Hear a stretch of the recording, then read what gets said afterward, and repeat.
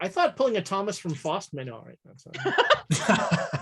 So we're live. We're recording. Welcome. I mean, like, look at it. Bomb Clancy Aye. sent me sent on the Swords and Sages to chat, like, give the boy what he wants, and it's a cute little hot dog octopus. Hot dogs don't Hot exist. dogopus. Hot dogs do not exist in the Forgotten Realms.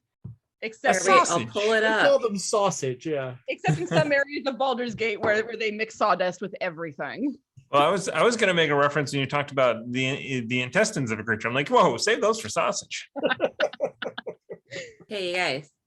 Yeah. There we go. Um, There we go. No, I am not giving you an octopus hot dog. Wait, I wonder That's if we where I can get draw one the at the line. doghouse. Just like go across the street. Can I have, like, I really want a hot dog, Yeah. but I want it to look like an octopus. I bet you they would And do then that. Wuya just invents bento box. You know what? Welcome, patron friends. This is the madness that's been happening today. I got them into the module. That is all. That was my entire goal for the night. Was handle the wrap up, handle their downtime, and get them into the module itself. Unfortunately, one of the subjects that is in Mazfaroth is about the demon lords, and I know that Sabachthani has an interest. And I was like, oh, that's an easy tie-in. I try. Not very hard, but I do try. You didn't have to try it all for that one, my dear. It came to me while I was working on something else and went, that's how I'm getting them into it. Cool. Because otherwise it was going to be the book turning into the ectoplasm thing in the middle of the Court of Air. Because I was about to say, we logged into Roll20 and didn't actually have to use it I this know. game. The best Uh, way, it's my Do favorite use you of guys roll. still have Roll20 up? Because I want to show you something. Oh, Yeah. Oh, I do. definitely still have it up. I just Ah, closed I it. don't because my computer was about to take off. Oh. Hey. Roll20. So if more of you had been in there and it had taken any longer, I was going to pull you over to that battle map. But that is Silvera's workspace. Nice, nice. Okay. If I can jump. It's fucking huge. I'm just gonna put it out there. There is plenty of room for a rollaway bed in that space Yeah. if we want to pull slumber parties. You know, you're not wrong. If And I was playing Winley, she'd be all for that. oh my god, a slumber party! Oh, Oh, you meant adult sugar. slumber parties. I mean, you're still welcome to come if you like. Why? We have a mansion, a literal mansion. A literal mansion that you have given everyone the password to. I spent 3 whole hours in Broken Nail trying to unscrew one of those telescopes to make sure nobody else could accidentally open the passage to the creepy library. You guys already went through your orgy phase. She's kind of over it. That's not a phase. That's a way of life. That's a sugar. lifestyle. That's a day of the week. But yes, it is an enormous workshop. But I mean, so she's one of the 8 great readers. She gets a lot of space. I Monday orgy day. Wednesday solo day. James, I will be You know, it's a real challenge to have a Thursday, Wasn't party when me. no one has keys. time. So no one has Um, what? we're still adapting Nope. Patreon friends to the fact that we're virtual because normally we just get all this Yeah. innuendo out like quietly under our breath while other things are happening, and on Zoom it doesn't work. It is interesting. This game, I don't really get this with a lot of, because I don't play much, but like the banter and stuff is really hard over Zoom. Like I'm very impressed with I have a new appreciation for the players who are good at that in Zoom because I am not. It's very difficult, and it does end up with people talking over each other. It's something that I deal with all the time with the redacted reports because you get 3 people saying something at the same time, and it just turns into this mush of sound. Yeah. I think personally it's an interesting dynamic for I me just because saw James. he's being short. I'm ignoring him. This is an interesting thing for me though, because like personally, like the like I played in person and I've played for a long time off and on, but the bulk of my like very in-depth, like this is a thing I do as both a DM and a player has been since I got furloughed from my job. And so it was related, sorry to say it, to COVID. And so it's mostly been over Zoom. So like it's a really interesting thing for me because I'm very good, I think, at doing banter over Zoom. I'm also very good at playing and keeping an eye on the chat, which I know is not a universal thing. And so it's kind of an interesting experience for me, and especially taking this one where we started it in studio and now moving it to Zoom. It's like it's I don't know, on an anthropological level, I find it very fascinating to observe the differentiation of that. And I'll shut up now because I got to a weird sidebar of nerdy stuff. How about that module that we finally got into? I'm just frustrated because this is the second time that this has happened where I have started something in studio and it has moved to Zoom. Yeah, it is, and Thomas and Ezra can sympathize. I think it is uniquely frustrating to have been at the table with this group of people and have that wonderful energy and that wonderful banter and everything happening where you just periodically pick up a bit and throw it at someone, or throw a die at someone as necessary. It's uniquely frustrating to go from that to trying to have that energy, and we do it well. But it's hard to maintain that energy over Zoom. Yeah, it's not the same. It isn't. And it is different when you have to switch. I know, because I've done that too. And it's very different when you go from one form to the other versus something that is going to be remote the whole time. Yeah. Like Frostmaiden, we always knew was going to be remote because we're scattered geographically. So we developed our system of kind of banter and talking over each other based on that, which is a lot different from this. Yeah, and we had very similar with redacted reports because that started in COVID, and also, Joseph is in the freaking Central Valley. There was no way that all of us were going to be able to get together, and Seth is in the Santa Cruz Mountains. Yeah, absolutely. So there was no way that we were going to be able to get together every week for, a game. James, you are so distracting right now. James, are you familiar with Kilroy Whisker? James takes advantage of Zoom the most out of anybody. Well, yeah, liberty. Absolutely. Liberty. I like this. I am here for any sight gag. Lovely.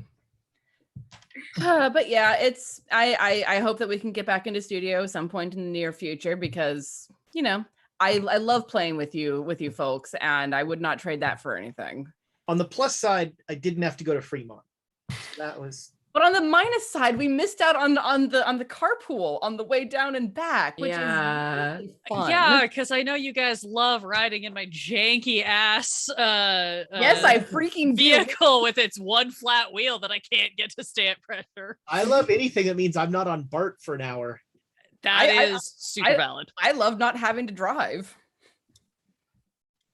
Well, hopefully mentions that especially having the drive home gives me that built-in time to decompress from a session. And it's even better doing carpool because we can all talk about it together. Yeah. Over Zoom now, I'm gonna log off and then probably just think about it and not go to bed for another 2 hours. Oh, come on, these guys. James continues like that.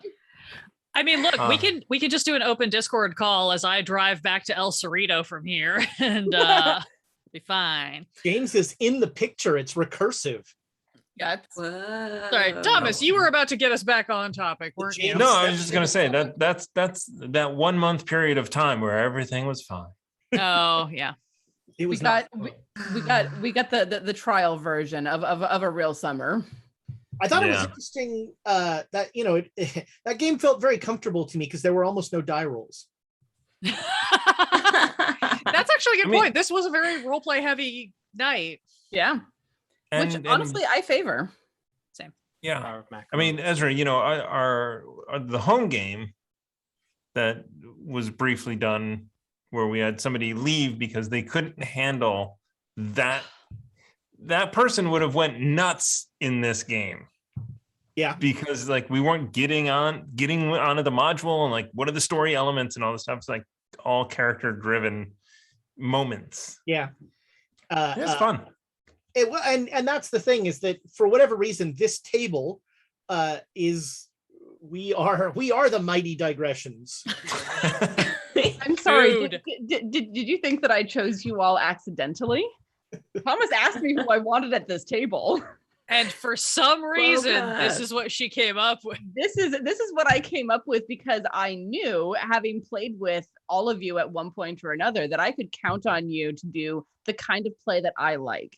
That is not the combat heavy nonsense. That is much more character driven. That is much more role play driven. I knew I could count on you to, if necessary, faff about for an hour while I try frantically to figure out what you're doing. I do also have to. Sorry, this is a thing because this has come up for me twice now in my Tuesday night game. Look, it's where I James's have girlfriend. Ah! Oh no! Oh my God, she's cheating on him with Laura. What the what? What are you doing over there? Get back over here. I don't know what we were talking about, but so I'm going to throw something out there. So for me, I'm developing my backstory as the game happens, right? And I was so close to actually having a room under the stairs, but I was like, no, don't. I have to be somewhere else. Okay, so what, and then I was like, what does a map look like? Okay, the Quarter Air has like the things, and then it's got that wall over there and some towers. Oh, okay. That's where he lives. The room behind the barrels. Yeah. Yep. That does actually lead into what I was thinking about, because I have now done this to my 11 Fates DM twice in the course of 6 episodes, and I realized I did it to you tonight without having talked about it, but it's an interesting thing. How badly did I screw you up when I brought in the attack on Candlekeep from some years ago? Because I realized I did that because I was like, I'm one of those players that picks up those little pieces of the meta knowledge and is like, oh, how do I weave this in? Because it creates a bigger world. But I also realized normally I try to give my DMs a heads up if I'm going to do that, but it just sort of happened. So I was curious, like, tell me, how badly did I fuck that up? And not at all, actually. I mean, so full disclosure, Alondra and I have been talking at length about her family backstory and all that stuff. And the only visibly non-human character, it's a thing. Yeah. And I was reading through about more about Candlekeep because I've been doing a lot of research behind the scenes, reading about Candlekeep and watching a video by AJ. I can't remember his last name at the moment. I played D&D with him, but he's only AJ. Fantastic fellow, amazing video on Candlekeep with more of the on the ground stuff. I'll put a link in the Discord at some point. But I found that little piece of knowledge in the thing about Candlekeep, and I was like, Sabachthani, this seems like something you would know about, and this seems like something you would be interested in. And I meant to pass it on to Do, and I apologize that I did not, because he was there when that attack happened. So exactly what I sent her was in the year of Nether Mountain Souls, which is 1486, so 4 years before this. Candlekeep was literally besieged by a host of devils from the 9 hells, led by a mage devoted to the archdevil Asmodeus. The following year, Candlekeep suffered an aerial assault carried out by a woman riding atop a black dragon, mysteriously attempting to go after one of the long-abandoned towers. And then a few days later, there was more back and forth over control over the weave in Candlekeep. So it was an explosive battle, and the great readers were pulled into the fight. It doesn't usually happen. Usually they're just focused on their research and stuff. Was that from a novel, or was that just lore? That's lore. I'm not sure where that got pulled from, because it has footnotes, and I need to go look at those footnotes a little bit better. But yeah, that's part of the lore of Candlekeep. Yeah, I should read the Cleric Quintet again. Yeah. But it was something where, like, because the timing was so close, and because of other things that Tiana and I have talked about with this incredibly bizarre backstory that Sabachthani has being attached to the 9 hells. This, as soon as it was like devils and lycanthropy, I was like, oh, she's gonna immediately be like, does this have something to do with that one time that a bunch of things? Okay. And I did not see that connection coming, but it makes a lot of sense, and it didn't throw me off more than, oh, I need to go and actually look at what the thing says. Yeah. Because that was very specific, where I was like, I don't want to get this wrong, because then if AJ ever watches this, he will smack me from New Zealand somehow. And what branch of your family tree was responsible for that attack. I'm sorry, that is an Asmodeus issue. That is not my circle of hell. I may have family members who deal with him, but not that I am particularly in contact with. And for any more on that, you're going to have to wait. AJ Pickett is his name, and I'll link his Candlekeep video. And he's a delightful person. We're friends on Facebook now. See, here's the thing: like, make the lore your own.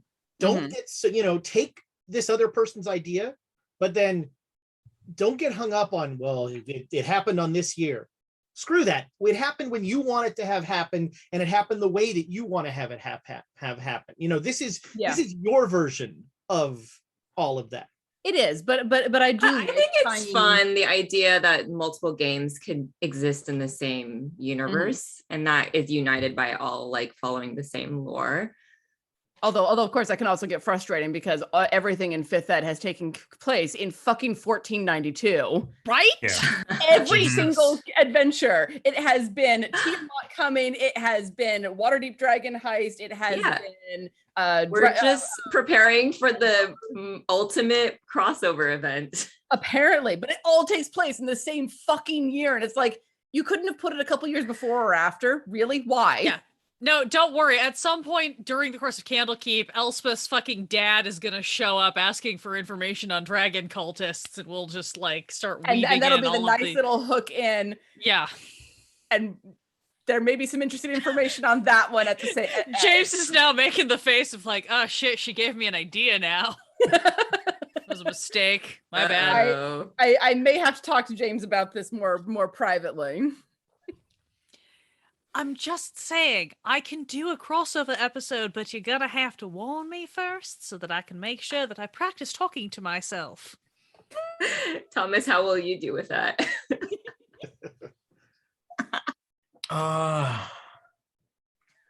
Well, Donovan would punch Dewey like the minute Dewey started talking. You haven't punched any children in my campaign. I don't know what you're talking about. We've tried, James. We've tried. I tried so hard to make them not talk to the children, and then all the children love me, despite my negative charisma modifier. That's what I need the Toming of Charm for. Dealing with the children, intimidating them away. In the DMG, there are things that talk about using other stats for various roles if you can make the argument for it. Like, because warlocks should be int based, so you should be able to modify and do an intelligence based warlock. Or the 9-foot Goliath with a negative charisma score should just be automatically intimidating, or at least have intimidation tied to strength. Yeah. Like, what the actual heck is with that? So there are rules in the DMG for using other stats for checks. This is why I like Call of Cthulhu and Delta Green, because the leveling system makes more sense. There, I said it. Well, also, it's a lot easier in those systems, and really any system but D&D, for the GM to just be like, offer me a roll. Yeah. Mm-hmm. And then that makes the player go, here's how I use this skill to do what I want to do. Absolutely. Mm-hmm.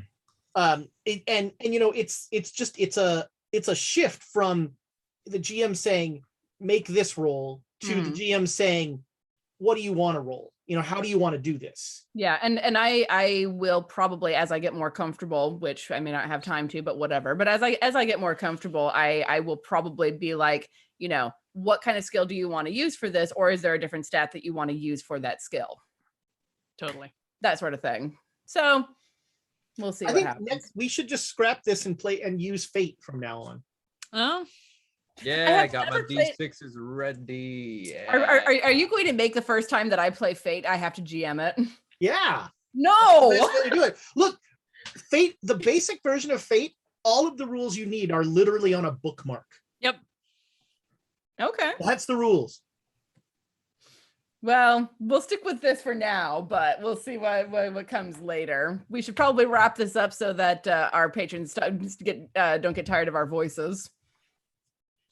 Yeah, all I gotta say is look at all of these spells. Oh, wait a minute. We have some inspiration we need to spend. Oh, you're right. Let's so Tiana did not spend one, so that's going to go into the boy. We I have did. two. I did like one roll, and it was for initiative for the monster. For Scoot and the Goo. Uh-huh. Let's So- buy a card. So if we want to buy a card, we have we've got a 3. card. So 2 will go into the boy, and we can spend 2 for a card. There we go. There we go. All right. Yeah, let's do it. Cards last longer. I mean, because we're gonna play all of August, right? Yep. Okay, Yeah. so So we have what, 3 more sessions? yeah. So Because We it's might a even fall finish session. module 2. I'm planning on it. And if I have to railroad you a bit, I know I can count on GMs to help me with that. No. That's okay. I can count on Alondra. Yeah, I'm the only one who hasn't been a DM GM, and I'm the We'll one like, change let's that. go talk to the people. No, yeah, seriously, like the first natural one shot that I was in, everyone except me had been a GM at some point, and I made some flip comment about never being interested. Oops. Look, yeah. Laura, we have determined that in the 5-man band, you are all 5 and the rest of us are just trolls. So you're guaranteed to get through this and succeed at what you're doing, and the rest of us are just gonna shenanigans our way along behind you. Yeah. Macaroni every day. So what cards we get, All Thomas? right. So we got a little spin. Ooh. On a single ranged attack, you put spin on the shot and ignore all cover if the subject is within 5 feet of a point you can see. I don't think we have any ranged. Is I that mean, I'm technically ranged. is that only Is that- for ranged It is a- weapon, or is it? It's 'Cause a I have a- ranged weapon. Oh, see, I'm a Okay. ranged attack. Yeah, because there's yeah. Okay. Your spell attack. Yeah. Yeah. Quick reaction. Yeah, these are both kind of so okay. So if you have not used your bonus action this round, you may instead convert it to a reaction, even if you've already used a reaction. Is Now, it I a actually cool have- reaction thing? Yeah, I mean that's kind of made so you can make multiple opportunity attacks, Mm-hmm. or again, we don't have any of I mean, Odilla's a melee monster. Well, I mean, if you haven't used your bonus action, you can use your reaction. I know Dewey has absorb elements, which is Yeah. a reaction, so that's useful for him. I have Odilla. Warcaster. Okay. okay, Yeah. okay. Yeah. And say, and Odilla Alright. might. I don't know if you do yet, but you will at some point probably have reactions because hashtag just rogue things. Yeah. I definitely Okay. like. Okay. Yeah. If not, at the end of the month, it turns into 2 inspiration. Hey. There you go. take a picture of that, Thomas, and put it into the Discord with the date on it so that we can search it next week when we Yes. have this question. With the other 2 cards. Yes, I have them here.